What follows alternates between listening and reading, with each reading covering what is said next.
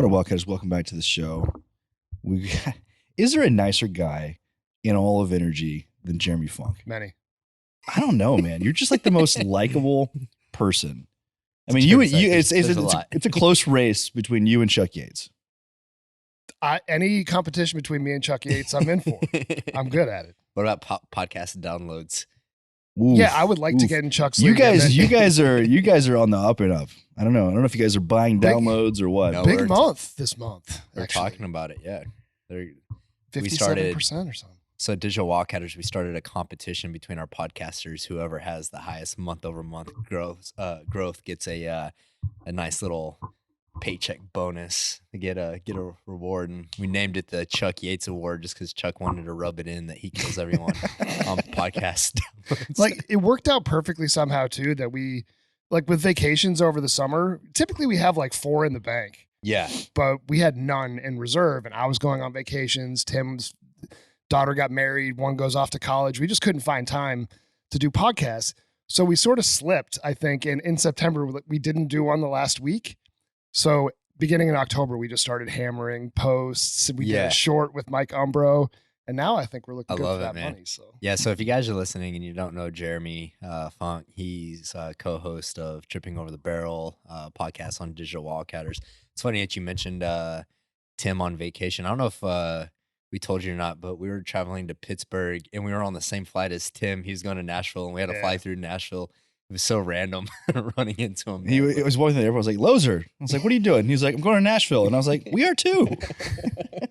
It's like, well, the cat's out of the bag, man. Yeah. But he's going to let that news out soon that he's trying to build like martial arts franchises. I don't know. Maybe Tim can be the one to say it. Sorry, Tim. It's like, he's out there now. He's going to let that news out. Oh, here it is, by the way. He'll have more time to do podcasts with me, though. So that's a good thing. Hell yeah. So anyways, man, you came in town. We had Energy Tech Night last night. It was a good time. Got to hang out with a lot of good people, and was glad that you got to make it down. And it's funny that we're just now doing this podcast because, I mean, we've talked about it for a long time. You actually co-hosted a podcast with me. That's kind of how you got your podcasting start. I was in Denver, like 2 years ago? Yeah, when you were having a kid. Your second kid? It was so that was 3.5 years ago then. No, it was longer than 2 years ago. Yeah, that was 2018. Yeah, it was. Jeez. Zane was born in 2018, right? Yeah. So it was 2018. I go up to Denver for Energy Tech showcase and did, I think, 2 episodes there, and I needed a co-host. So I was like, hey, Jeremy, you're a cool dude. Like, let's do it. How was that 3.5 years ago? They wanted us to do it. Do you remember they wanted us to host that podcast? Like, Jim Thorson's like, yeah, they'll have a good place for you to set up somewhere. And did you do it like in the brewing room or something? Yeah, they told us we could do it in the boiler room. Dude, it was so fucking hot in there. It was like 110 degrees and it's like loud. And I'm like, I don't think we can record a podcast in the boiler. Like, it was also like in the middle too. So everybody would just be walking by and we're hot, sweating. No.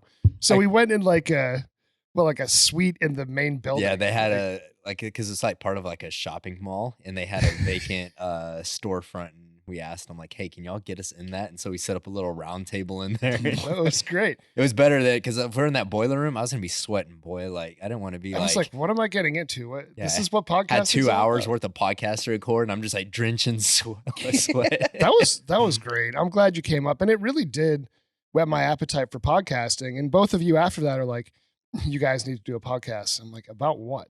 Like, I have no fucking clue what you guys are talking. So I thought about it though. We talked at NAPE of 2020, actually. Mm-hmm. And then the combination of COVID and Tim and I deciding to kind of go for it. But you guys are like, you got to do it, man. You've got the personality for it. This is your whole thing. Like, it's going to be good for you building your brand. And I mean, I'm like endlessly thankful and grateful for the Wildcatters community and for you guys pushing me into doing it. It's given me more of a voice. It's built my persona and stature and helped me become more of a subject matter expert. And of course, the best byproduct is the network that you build. Like, we're going to dive into that later. I want to talk about that some because I find that really interesting. It's not something we get to talk a lot about on this show, but let's talk about your background a little bit because Jake's known you for a long time. Yep. 7-8 years.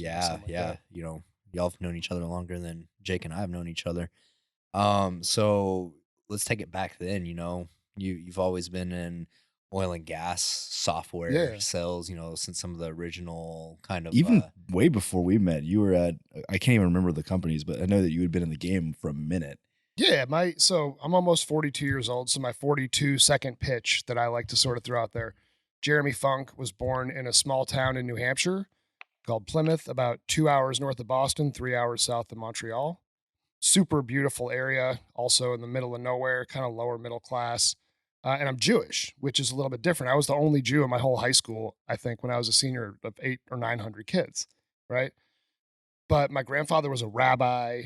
My dad's the oldest son of a rabbi. So grew up like pretty religious, went to Jewish summer camp, sleepaway camp in the summers, which like kind of helped mold me. Hang out with Scooter Braun. Yeah, Scooter Braun. What's up, Scoot? Shout out. I remember you telling us about Jewish summer camps. Like Jake and I didn't know that was a thing. Obviously, we're not 2 months, Jewish, bro. but 2 months. My parents would. That's like almost. That's like boarding school. Yeah. It's like, we don't want you for 2 months. You're going to Jew school. Dude, I can't imagine sending my kids away for 2 months. Like, from when you're like 10 through 17, 18, whatever. Like every summer, like the whole summer you go away? Yeah, it was the best. What do you do at Jewish sleepaway summer camp? Like, is it like? It was amazing. Is it like do you do like fun activities, or is it all just like religious, like Orthodox stuff? Yeah, good question. So in terms of Judaism, I've never had like any theology related content on oil and gas startups. Oh, man. We're learning everything there's to know about Jew camp. No, I'm getting to know Jeremy Gottlieb. Jeremy Funk joins us today to tell us about Jew camp. Welcome to Theology 101 with Jeremy Funk, grandson of a rabbi. So yeah, it was actually, there's Reform, which is kind of how I raised my family, which is more like you identify as Jewish culturally and celebrate and keep the traditions alive, occasionally go to temple and Sunday school. Then it becomes conservative, which is, certainly sort of like as it sounds. And then Orthodox is where they wear like the payas and the tzitzit and, the yarmulkes. That's how I be, man. You got to go all out if you're going to do it. I guess. So I went to a conservative camp, which Think was... about how much cooler Jeremy would be if he rolled up in here like that. I should start doing that. I should start doing that. So, I mean, like all of the movies and TV shows you'd see about camp, like that's exactly what it is. You got the lake and you got the girls, right? And you're playing sports and color war. I can't help like the only image I have of like summer camp is what was it? Fat camp. With Ben Stiller. Heavyweights. Heavyweights, yeah. I don't know if that's what like Jew camp's like, but that's what I'm imagining. It was exactly like that, just with not fat and it was hidden candy and stuff like that too. So anyways, we're beyond 42 seconds, but went to Brandeis just outside of Boston. Boston was always sort of like the home city, and Brandeis was a majority Jewish school. Part of why I went there. Also, it was by far the best school I got into, and education was like preached. Like, you've got to go to college. You got to go to the best school, right? I mean, that you can possibly get into. Super competitive. And it was really humbling for me because I'd always sort of viewed myself as like the top, like smart, hardworking, fun. And you get to a school like that and it's like, wow, like a lot of these guys they work harder. They're smarter. They come for more money. They have better opportunities. Like, shit, man. Like, if I'm even going to try to keep up with guys like this, I need to step it up. What were you studying there? I double majored in history and American studies. Never knew that. So that's actually, that gives me some interesting context because actually we were talking before we got on the mic about how you didn't like me at first. Online. Yeah, on my online presence.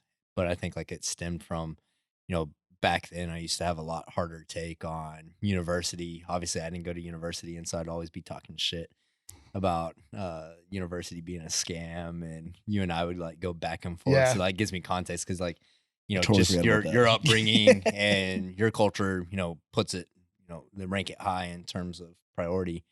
And then like you have me over here like, fuck the system.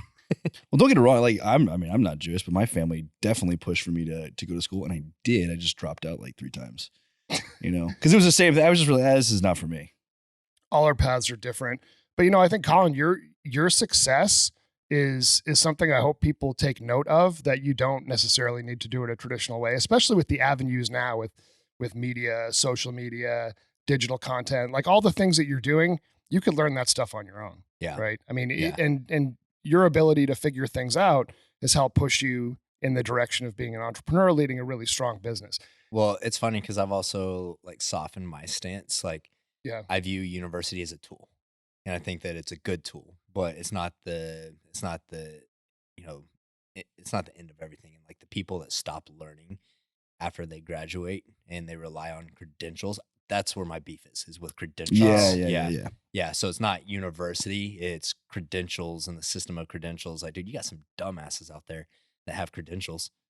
That doesn't mean anything. Right. Like I was clowning on someone on Twitter last night because they're like, one of our interns has $400,000 in student loans, Oh. and they're someone at Northwestern Mutual got them paying $600 a month for No. for a primary whole life insurance policy. Right. And I was like, damn, $400,000 in student loans, and you're still not smart enough to not get swindled by Northwestern. Well, they don't teach you any. I mean, balancing a checkbook, they never had us do that in school. Isn't that Right. crazy? It's bizarre. Not that we use a checkbook anymore, but like, Yeah, I haven't wrote a check in a minute. You did in 1998 when I went to college, and you guys were still in diapers. So. I was in second grade. So finished college, kind of putzed around for a year, and I'm like, I've spent like my whole life in New England at that point, 23 years old, and I knew I wanted to either go to grad school, I wanted to make money. Like ultimately, I wanted to make money, do something. So I moved with a couple of my friends from home to Boulder, Colorado, sight unseen, and I had plans at that point in time. That was almost exactly 18 years ago, to get into technology sales because I'd seen in the late 90s in the Boston area some sort of that first tech boom happen, right? And you think around the time of like AOL, Yahoo, even Enron was kind of a significant player. Microsoft was growing. Amazon was just born. I buy books off of Amazon in 1999. Yeah. So you could start to see the world going that way. I'm like, all right, this tech sales train isn't going to slow down, and it's my quickest path without having to go back to school to kind of get into a career.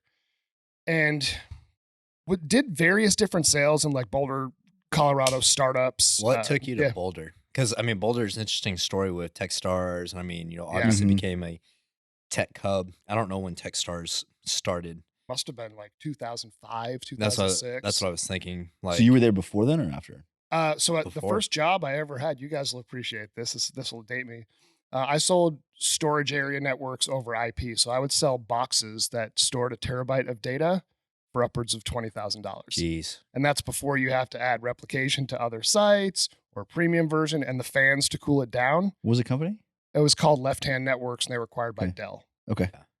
But I worked at a company called Rally Software, and this was like probably the first really dumb mistake in my career. I just didn't know yet. The company was just balling out, and they raised $8 million, and people are drinking champagne and wine. Super familiar. Yeah.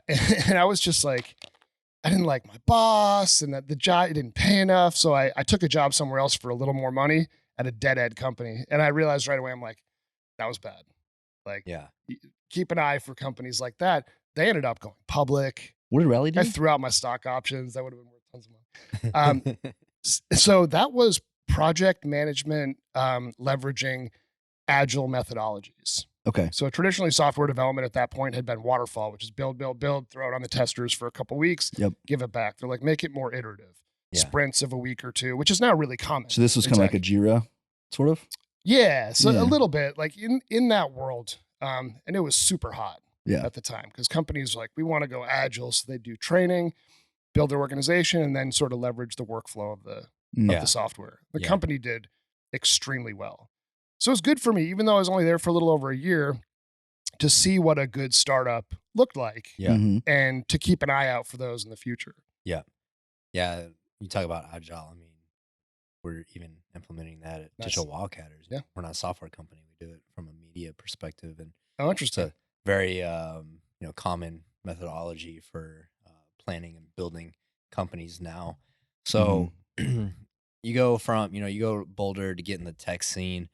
How did you get into oil and gas tech? Let's talk about that. And who was the first company? Yeah. So like I was struggling. I think a lot of like, I'll call it like the quarter life crisis. Like I already knew I didn't want to go into an office. It still feels awkward when I do now. Like I went to EAG's office yesterday. I'm like, do I shut the door after I leave? Or, oh, sorry, can I have a key fob badge so I can get back in? Like, where do I sit? Do I sit here? Do I sit at the end of the table? I want to be able to focus. I can work from anywhere, right? Yeah. You'll catch me in the Brown Palace if you're in Denver sometimes doing a podcast. The Brown Palace? What is that? Oh, that your it's a office? famous. No, it's a famous hotel in Denver. Oh, okay. I seek sounded out the nice sounded hotels. dirty. In Denver. I thought it was the shitter. Yeah, that's Don't work there. the Brown Palace. That's the Brown Throne. Okay. Yeah. So, but now that you say it, like you can see where the confusion. All right, happens. fine. You guys are weird, but The Brown Throne seems like it'd be in the Brown Palace. it's probably somewhere in there. So the Brown Palace, actually, it's somewhat famous. That they called it White House West in like the 1930s. I think Eisenhower and Roosevelt spent a lot of time there when the West was expanding, right? So a lot of the country was actually run from the Brown Palace in Denver in the 30s and 40s. Like I said, I'm an American history guy, so I care about this stuff. So like I was struggling, you know, I knew I wanted to make money. I couldn't find the right opportunity. And in 2007, I got laid off twice, 2 different jobs. Oof.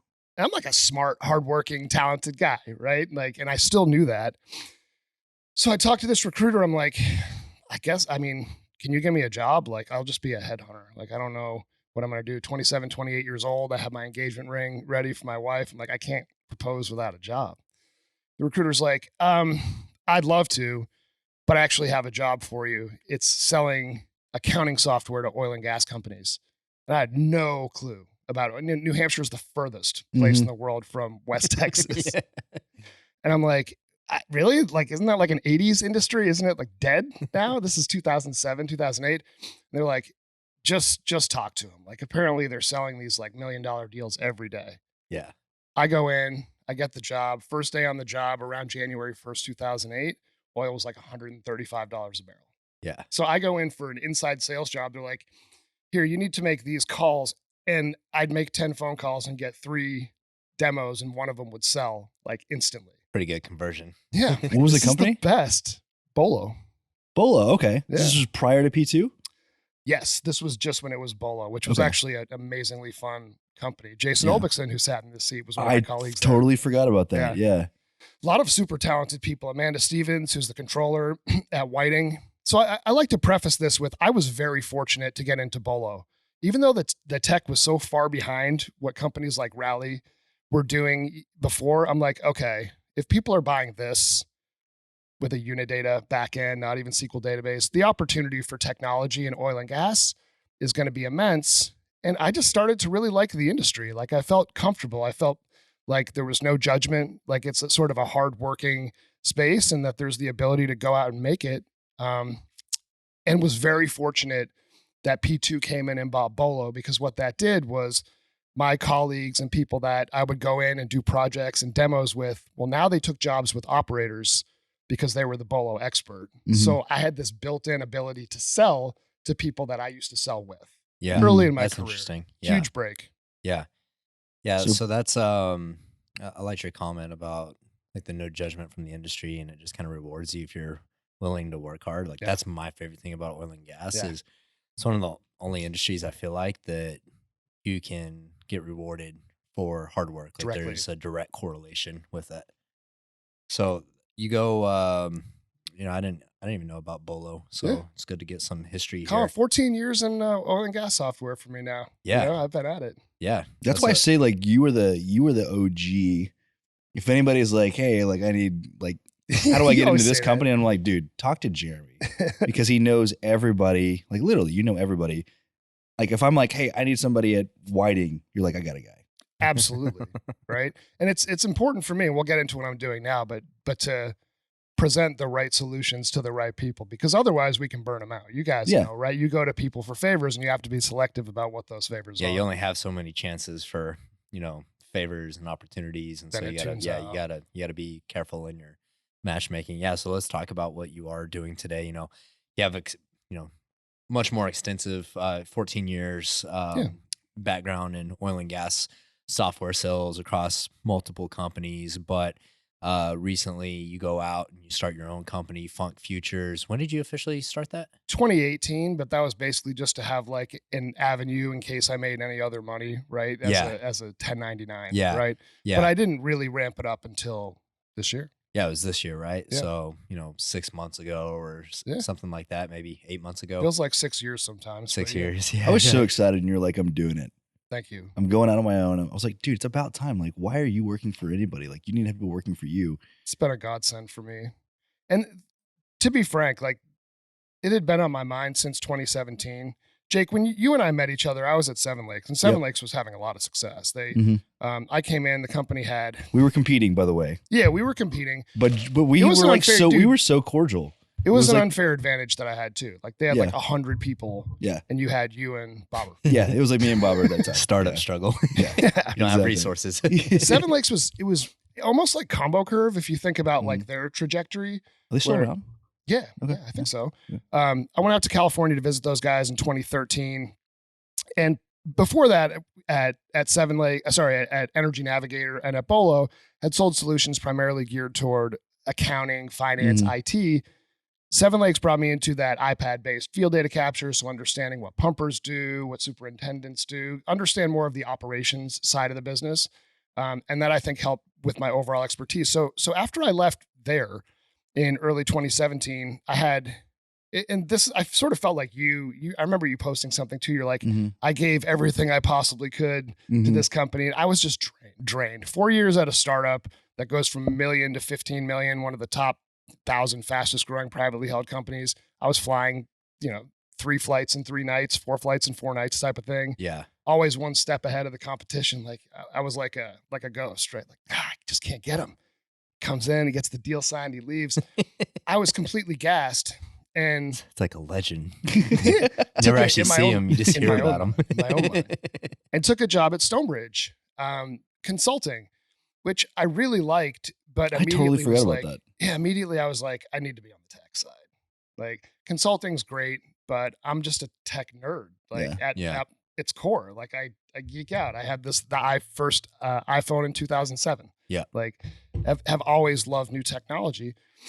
So started to see that there could be a path to represent best of breed in different areas. That's a lot easier said than done. You have to convince multiple people that your value is worth it, that you can help pitch their wares, get them opportunities that they wouldn't, and do that for multiple people, which is very challenging. So finally, it sort of had come together, and then W Energy Software is like, hey, look, I mean, I know that you were only here for a year during COVID and negative oil price in a city that's, not overly developed from a market standpoint, but you didn't sell enough. Yeah, I know. So they were super, they're like, go find a job. We can keep you on payroll for a little bit and you go take care of it. And I'm like, I'm not going to find a job. Like I'm going to start my own thing and put it out to the universe. I talked to 45 or so energy tech companies, everybody from the well databases to combo curves to tracks to EAG, OVS Group, right? PDS Energy, Ironsight, like people that have sat in these seats right across the board. And some were like, I'm offended that you would ask for this amount of money to not work for me full time. And others were like, yeah, okay. I'm like, really? You're gonna pay for that? I can make a comparison, but I'm not going to right now. But it was like, oh, this is cool. All right. And I've really figured it out. I was fortunate to have a kid named Gino who's done some inside sales work for me before, and he's competent and talented enough to be able to shift gears and speak about all of the different solutions that we offer depending on the title and conversation. Yeah. So trying to build consultative sales resources that connect best of breed energy tech with operators who are forward thinking. And it's been absolutely amazing this year. That's awesome.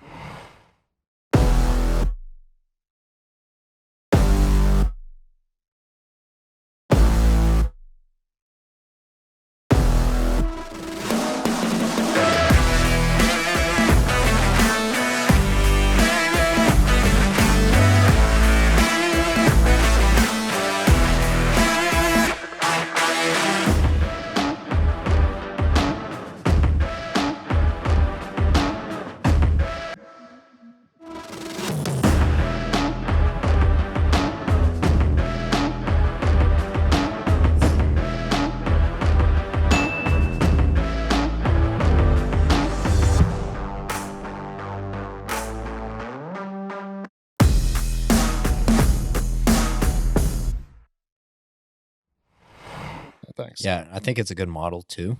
I think the hardest part about oil and gas software, and this won't just be oil and gas software, it'll be any technical industry that's wanting to, or that's kind of having this transformation of digital tech, is it's so hard to find people that are technical sales that can really understand the product, understand the pain points and the problems of their clients, and really have a holistic view of oil and gas, especially in oil software. and gas, because every single downturn, it's guys that were your peers at some of these companies that are like, fuck it, I'm leaving. And they go off and they do technical sales in different industries. And so there's not many guys like you left in the industry. Which is unfortunate, frankly. You're probably right too. And it's sort of the age that I'm at. Like you get some people that are sort of Tim's age, maybe in their 50s, and even like this younger crew that we're seeing now in their early 30s. But there's just not many like career 40-something-year-old sales guys in oil and gas, unless they're at like Inveris or IHS or Quorum for life. You know? Yeah. It's also, you're kind of like part of that like age, like that middle age gap. I mean, you're millennial, technically speaking. Right on the edge. Yeah. But like Gen X, like there's not a ton of people altogether in the industry from that generation, you know? So I feel like that generation suffers with a lot of like the soft skills, I think, due to constantly being on your phone and not necessarily communicating. And so I don't think that there's as many people kind of getting into sales roles and BD roles from that generation. I don't know if you think the same thing or not. The Gen X generation? Yeah, the Gen X Well, you think about it, because like go back to your comment about buying the first iPhone. Yeah, I have a thought on that. 2007. Yeah, let me get to that in 1 second. Right? I think, so just being a little bit older than you guys, right? It was different. Like I didn't know what my career path would be if I wasn't going to be like a doctor, a teacher, or a lawyer. Like it was more traditional. My parents, my dad was a professor. My mom was an art teacher. They both only worked at the same place for like 30 years. My dad worked for 41 years at Plymouth State. My mom worked at an elementary school for like 30. So I was like, okay, so you get a job and you just stay at it your whole life, your whole career, right? Things have expanded more. So that mindset, like my older sister's a librarian, like she probably got it set in her mind that she was going to do something like that at a young age. And that's what she does. And for me, I never really knew. I still don't really. I just know that like it's been a lot of fun in getting to know people in oil and gas, seeing the evolution in technology, particularly over the last 5 years. Yeah. Like the companies that presented last night at Energy Tech Night, like all of them were locked in and they've all significantly improved their products since the last time I'd seen any of them, which is great because the competition needs to be at that level and the technology is available to lower cost and increase efficiency. Yeah. So thank you guys for helping expose those companies to the masses. It's awesome. Sure. I want to talk about kind of taking a side tangent here. I want to dive into the podcast and producing content. And, you and I talked a little bit. You had a golf scramble. That was fun. Yeah, it was fun. Up in Denver. I got to make it there. I'm super pissed that I couldn't make it. I got to make it there for a full 4 hours. Thanks, That was Southwest. crazy. That was crazy. You were supposed to come on a Thursday, hang out. We were going to get dinner. Oh, you don't even know the other part. I didn't tell you.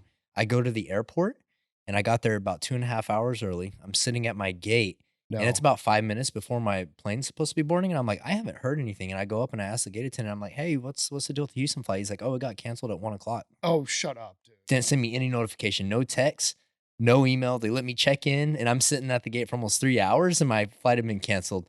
And so they get me a hotel room, because I think the flight was at like 8:30. They get me a hotel room at some little crack motel by Denver. I'm just like sitting there on my like hard ass bed. And I'm just like, what a day. Like this trip is just. Thank you for making it. He spent more time sitting in the lobbies of airports than actually there. Yeah. You showed up and you're like, sorry, I got to go. I had a good time though. I met a ton of good people and even like friends that I've met online, like Andrew. Chan. And, so, but anyways, we were talking there at the event and you were just talking about how you're starting to see like the value of putting out content. And, oh my God, this plays into something that I believe that content is the highest form of leverage in this generation, and it costs you, nothing but time and effort to put in and tell your story and put your thoughts out into the ether, and you start building that network. You start getting, to be an authority on different topics, and when you have a business like yours, like that's a funnel, right? And it leads to work. So, like, talk about let's talk about that a little bit, like your personal experience doing a podcast Yeah. and putting out content. Great transition. And Jake, we talked about this last night, that the coolest thing is that people will come up to me and like start in the middle of the conversation.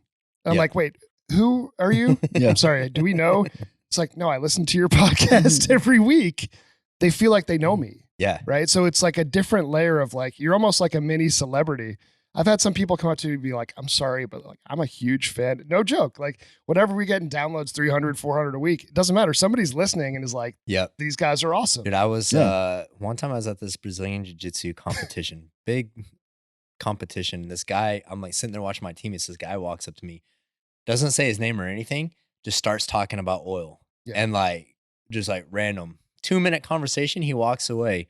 I look over at Julie and I was like, I have no idea who that was. But, I love it. Yeah, but had a great little 2-minute conversation on oil. So it's done that, right? It's helped build sort of that celebrity, that persona. But I think for me, it truly is like I've become more of a subject matter expert because I've become a better listener in these sessions. The phone's down, right? I'm focused, I'm listening, right? No, occasionally maybe a kid runs in the room, but for the most part, they're not. And you get to know people, you remember certain snippets of what people say, and then that relationship is formed. So from a business development standpoint, there's been nothing better than the podcast. But truly, like, you guys have helped give me a voice. Like I've talked to both of you about this on occasions, that oil and gas has traditionally been really buttoned up, like pretty conservative industry. You sort of just stay in your lane and maybe don't show your ass all the time. Right. And you guys came in here, you're like, well, fuck that. I'm going to go film myself saying evolve or fucking die.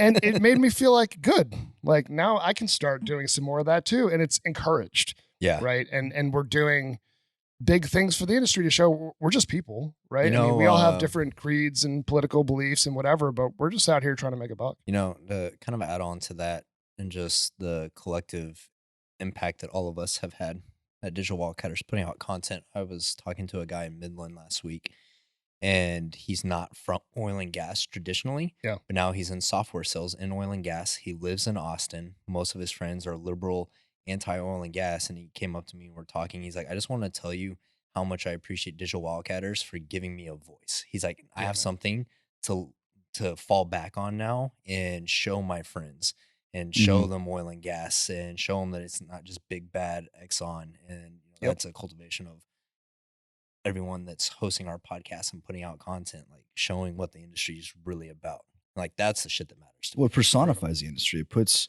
faces to the efforts of people in this industry, whether it's people on our show or your show, or any of them, right? It's not like you said, it's not Exxon, it's not Chevron, it's John, it's Rick, it's Sarah at these various companies, and it shows that like this is a great industry full of great people. And you guys saw that was needed.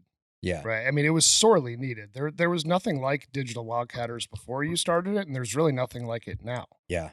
I like seeing kind of your journey as a content creator, because like you said, like when we were talking to you about starting a podcast, like, there was some resistance there. Sure. And now, I think that you see like, oh shit, like this does pay dividends in the long run, especially when you're building a business. And, when we started oil and gas startups, we didn't know if anything was going to come from a podcast called Oil and Gas Startups. I knew it was a good idea at the time, though, because there was so much noise. Yeah. Which is part of what I'm trying to do with operators when I meet with them, too, is distill down all the noise. Yeah. Energy tech companies, I mean, most tech companies are technical founder led. Yeah. And what that transitions to is amazing tech, but really poor branding. Yeah. Like even last night. Yeah. A lot of these products sound like they could do SCADA or they could do some level of automation, production optimization. I'm not sure. Yeah. There's a lot of noise and things sound the same. Yeah. So OGS, and I've listened to, a handful of your podcasts. You guys do a good job of letting people show that what they have is different and unique and why it's special. Yeah. For us though, it's like, hey, even if nothing comes from the podcast, two things will come from it. We can increase our network, get cool people in here to record with us. Yeah. And we can learn. And I think that's actually one of the most underrated benefits of doing a podcast. Like you said, is like, it forces you to learn. And I have people that come sit in that chair all the time. Like, dude, I didn't know shit about bolting. And then, we go through this like four 4-episode streak of every bolting startup in oil and gas wanted to come on the show, and like all of a sudden, if you need to know anything about bolting, call me. Like Speaking I of can which, tell you everything. Jason Olbickson dialing in right here too. oh, That's funny. put him on the phone. Let's go. Jason, what's up, man? Hey, what's up? Hey, this is Jake Corley. You're actually live on Oil and Gas Startups podcast. We got Jeremy here with us. Are you serious? Yeah, dude, you're on the air. Say hi. I think this is our first call into oil and gas startups ever. Long time listener. You've sat here before. Hey, good seeing you last night, man. I'll tell Jeremy to call you back. Fun.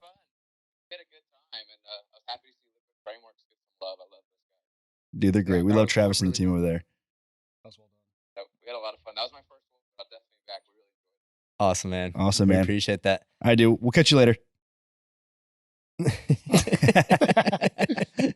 His podcast was awesome. Yeah, that he Yeah, did Jason on was it. great. I Yeah. was so happy that he came on. So I think that's like one of, I record podcasts sometimes, and that information stays in my subconscious, and I'll go back and I'll think about it and I'll dwell on it. And, I'll have some really provocative thoughts come from, someone's opinion on how they see the industry or how they Mhm. see a different type of technology.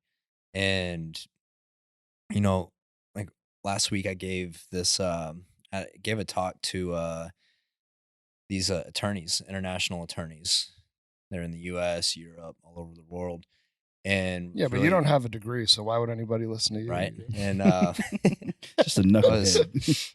talking about natural gas and how it's displaced coal, and it burns 50% less CO2 when burned. And these attorneys over in London, verbatim, he said, we really tout how we've driven down our CO2 emissions, but now listening to you, it really seems like, hey, we went from coal to natural gas.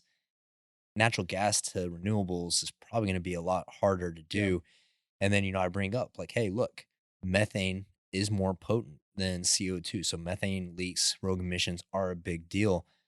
How many startups have we had on Mhm. our show A that have lot. come here and talk about methane emission mitigation tech? I'm like, the technology exists today to mitigate it. Yeah. And so like, that's cool. Like all of a sudden I have people in the climate space like, hey, can you do a write-up on the methane mitigation technologies that you guys have had on the show? Like all of a sudden, We're actually doing an event on it next year called Zero. yeah. That's All of a sudden, spec- like, that's specifically focused on all of these technologies. I think we'll but probably it's do just it. like all of a sudden, like I have people asking me to put out a piece of content on it. Like I'm a subject matter expert on methane mitigation Yeah. just from sitting here talking to people and hearing them out. And so you That's get awesome. you get that knowledge, osmosis of just sitting across from someone and Mhm. talking. Yeah, and I think for me in our particular podcast, like first of all, Tim and I have good chemistry, like just like Yeah. you do. I think that's the key to a partnering podcast is Yeah. like we just have fun and neither one of us takes ourselves that seriously, and it's great. But he's an engineer, right? So you think about the technical acumen of all the guests that we have, it's a pretty wide range. Yeah. So if they start getting super engineering-ish, I'm like, all right, Tim, what's gas lift? Yeah. Can explain. All right, so gas lift, right? Because he's an A&M petroleum engineer guy. So I've learned a ton. It's like Cliff's Notes, right? Yeah. Like I just learned a course that they teach at A&M in 5 minutes. Exactly. Yeah. Exactly. I mean, that's I just think that's a really undervalued aspect of having podcasts like this is that you can just learn so much in such little time. Because like a true expert is someone that can take a complex subject and boil it down into 30 seconds for you to Mhm. understand. And you get those types of people on the show that have so much technical expertise that they can do that. Especially have, Tim to kind of be the bridge. Like sometimes like we get some super fucking smart engineers on our show, right? And like they'll start talking about something. I'm like, hey, look, that's going over my head. Let's break that down a little bit. Easy now. Like who is it? The chemical company? Jimmy Jet. Yeah, Jimmy We haven't Jet. released it yet. Yeah, he's talking, dude. I learned all kinds of shit about chemistry and that's awesome. and chemicals, and he's teaching me about Vegetative polymers. vegetative based polymers, and he's teaching me about like he kept referencing a head and a tail. I'm like, hey, what is that? He's like, it's literally, you know what a sperm looks like? I was like, hell yeah, I know what a sperm looks like. And so he started teaching us like the head and tail molecular structure of these chemicals. And That's incredible. yeah, like so that's one thing that I find really cool. But I've always encouraged people in oil and gas to put out content. And I think that it's safe to say that that's come to fruition. Like you see people starting up podcasts and putting out content on LinkedIn, and that is good for the industry Yes, as it a is. whole, for people to be telling stories, for people to be controlling the narrative in oil and gas. But there's also personal benefit to it. You start to build a brand, and Yep. once you have a brand, you can do things And that what's crazy to me is that there's still companies in this space that are seeing that these things are working, and they are suppressing content creation of some of their employees. I know tons of examples Absolutely. of people that were doing great work for companies that they were working for, creating some, maybe a little bit more edgy content. But since it wasn't like through corporate comms, since it wasn't like what they've traditionally done, they shut it down wasn't even and edgy suppressed that. content. Like there's people that'll like post a picture of them out in the field and type in something, and it's not like they're like me, like fuck everyone, like it's Yeah. not that edgy. It's just it looks different. than- It's absolutely crazy. So the companies that understand that, I mean, you should empower your people to become content creators in this space, and that's how you're going to like differentiate in this. I mean, it's the commodity business, and sometimes a lot of these technologies can almost kind of become commoditized as well, right? Like you said, the messaging kind of gets hard. Coming on the podcast really helps kind of distill that. But if you're able to kind of take that narrative into your own hand, Yeah. and you build this team of people who are putting in a lot of content on whatever platform, that's what ultimately what is going to set you apart from your competitors. Yeah, and I think Colin, every time I have like a banger post, I always, that gets 300 likes or something, I always text you guys like, yo, look at this. But treating LinkedIn like Facebook, like I don't really use Facebook anymore for posts, but the posts that I used to put there that are a little bit more heartfelt, I now put those on LinkedIn, which I think breaks down the wall of just this business guy in oil and gas to somebody that's like, more personal. And then you can listen to my content, and then you see pictures of my kids, and all of a sudden you're like, all right, I know this guy. I I'm know comfortable with him. Jeremy. Yeah, it's Yeah. I not trust him. like I used to. My friend Petra actually brought this up last night. The Post president. that I made. Yeah, a post that I made like 3 years ago, where I was like, if you're in oil and gas sales, like everyone's like, contact us and we can handle all your, saltwater disposal needs. And I'm like, dude, that sounds lame. Like that sounds lame. Everyone says that. Like, actually tell your story, document your journey, talk about what you're doing, build a brand. That's what, in my opinion, there's no such thing as B2B sales, because there's always a human behind that business, and you got to establish those relationships and connections. Yeah, B2B is B2C these days. I believe that 100%. People buy from people they like and trust, and that Mhm. goes almost a little bit against like the traditional sales methodologies where, no, you get somebody like this and then you take this route. It's like, no, like I would rather somebody know exactly what the deal is and buy from me because they know that that's the right thing to do. Yeah. Yeah, so one comment too, like I care a lot about sales. And one of the things that, I want to coach my younger sales guys to do things a little bit differently. There's so many simple things like what you just mentioned around build content, build a brand, even just in an email. Think about this. Mhm. When I reach out to someone who says, yeah, I'd like to see your product, or let's have a conversation. I don't say, when do you want to talk? I say Tuesday between 10 and 2 or Wednesday, because you have to give them the option to make a decision. If you leave it open-ended, they might just never respond to you. Yeah. And I see sales reps do this all the time. Like, don't just ask.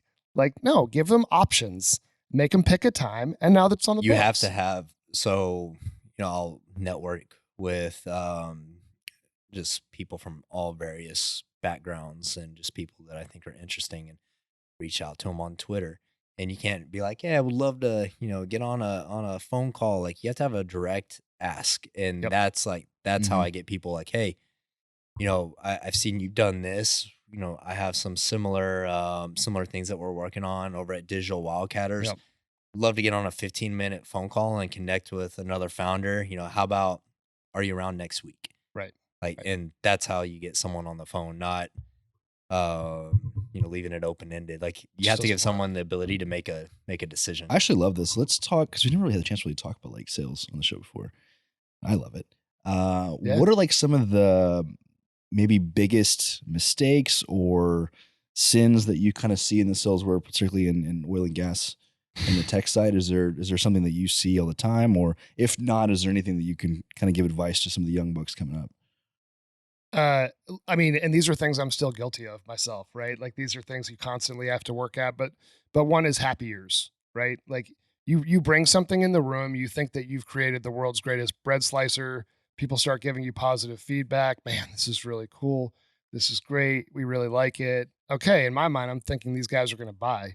I have no idea if they're going to buy or not, right? Mhm. So really actually going through a qualification process to understand if this is the right solution for them and if it's the right solution for you to invest your time in to sell to them. Mhm. Because I mean, fundamentally, you can go down these processes and they're like, oh, we don't have any budget for this. Yeah. I'm like, shit, I should have asked that. So do you disqualify early on in the conversation? Yeah, I mean, it's a little bit different for me now since I have 10 different products conceivably I could get to. So I want to find the conversation that gets me there. But if I were representing a single product, single brand, I would disqualify as fast as I can to move on to the next one. Mm-hmm. Yeah. I mean, that's really, like even when you think about like raising finance or capital, like you want to move through, you want to disqualify and qualify as fast as you can to make sure that you're not wasting time. Right. So same sort of process. I think that there's two things that I see just all the time because I'm constantly being bombarded from people trying to sell me all sorts of shit and they have no clue what we absolutely do. Right. So it's just the blasting on LinkedIn constantly of like, hey, my name is John. I'm selling tubular goods. Can I provide services to you? Like, my favorite is I get like cat bloggers reaching out to me on email asking if they can write blogs about cats for digital wildcatters. Cat content coming out soon. That's awesome. I didn't even think about that. Yeah. That's amazing. Well, it's funny because like the first two I got, like I didn't connect the dots. I was like, why the fuck are these people reaching out to me? And then I was like, oh, like wildcatters. It makes perfect sense. I think another thing is just like trying to go straight for a sale, not having the conversation, not trying to build relationships. Yeah. You know, and I think in a lot of these, it's a long sales cycle. And I think what you've done really, really well is building relationships. Thank you. Right. Not in every single type of sale, like kind of warrants that, but for something like this, where it's a year and a half, sometimes to get some of these things sold, it's building relationships with people and seeing if you can actually help. Absolutely. You know, I mean, as opposed to jumping straight to it. Hey, can I sell you some shit? And for oil and gas, which is still a very relationship centric kind of old school industry, people can see through the bullshit pretty quickly. Mm-hmm. The fact that I've been here for 14 years and consistently sell to some of the same people means that I've done something the right way. They're not going to buy every single product, but if you try to go in and sell somebody one thing, it doesn't work in this industry if it fails. Mm-hmm. I want to sell to somebody that I can do business with for the next 20 to 25 years because this industry is still going to be around. Things are going to transition. I want to be viewed as that expert and somebody that people come to because they trust and they know. If you look at it to get the short-term win, your career is going to be short in the space. Yeah. So, you know, to round out this podcast, if we have, you know, any technology solutions that are listening and they want to work with you, where can they find you? I mean, they can find you on the podcast. They can find you on LinkedIn. You're a pretty easy guy to find. Yeah. What's y'all's website? How do they get a hold of you? Yeah, funkfutures.com, FUNK futures.com. Tripping Over the Barrel is the podcast on the DW platform. And just like the very quick elevator pitch, Funk Futures does contract sales and marketing for energy tech companies. So an ideal situation is a company who feels like they have a proven product, some stories, but a lack of either marketing, brand awareness, or meetings and opportunities.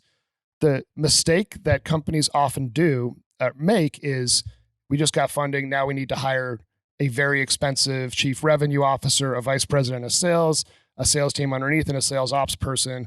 Well, you might have just spent $100,000 a month in loaded cost. What are you getting for results?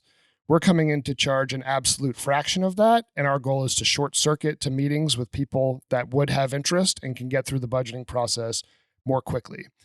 So my whole team has expertise in oil and gas on the tactical side. And then I have some strategic resources as well who have a deep Rolodex. So just trying to help these companies, you know, step on the gas, 6-month engagements. And, you know, we'll know at the end of 6 months if it worked or not. And then for say like operators who are like, hey, there's a lot of new technologies out there. Can you kind of help us put together a tech stack? Or, hey, we have like one specific problem that we're looking to tackle. They can reach out as well to kind of get some consultative on, hey, we've got a lot of things in our portfolio that would kind of fit with this, right? Yeah. I mean, for me, it's all about, you know, expanding the knowledge and continuing on the conversation. And one trend too, if I can dive into this for a moment, with oil getting above 80 and gas now, closer to 6, things are loosening up, right? People are more willing to spend budgets, but it's been interesting because typically the oil industry, at least the operator side in the back office buying technology is usually 3 to 6 months behind the trend of the price of the commodity. Yeah. So we're coming into budgeting for next year, and I'm seeing people getting away from pure cost cutting mode to, I think we can invest in technologies now. We're going to see an influx in ESG related business and solutions, whatever that means, right? I think we're still figuring it out. We'll continue to see outsourcing because it's a low cost way to operate, and other industries have done this forever, and a further reliance on automation in the field. Yeah. And I'm excited to see where this all goes, but I think we're about to go into overdrive with energy tech, man. It's going to be a big year, 2022. Awesome. I'm excited about it. Yeah. I remember when we started oil and gas startups, people told us we had about a two-year window for that. And I was like, I think you're wrong. So we'll see in 2 years. And guess what? They were 3.5 years I ago. was so jealous when wrong. you got, I was like, I want to do that. like, fuck, that was a good I'm idea. the startups guy. These guys, he didn't even go to college. You Well, guys dude, are the best. I'm man. glad Love you guys. glad that we finally got you on the podcast. You know that we're excited for you and happy to support you and Absolutely. believe in what you're doing. So if you're listening to the show and you need some help, make sure to reach out to Jeremy Funk and Funk Futures and make it happen. So thanks for coming on, bro. Thanks, boys. Appreciate it. Yep. Absolutely. All right, guys, take 2 seconds and share this with your friends. Jeremy's a great guy. That's pretty much all I got. Catch you in the next episode.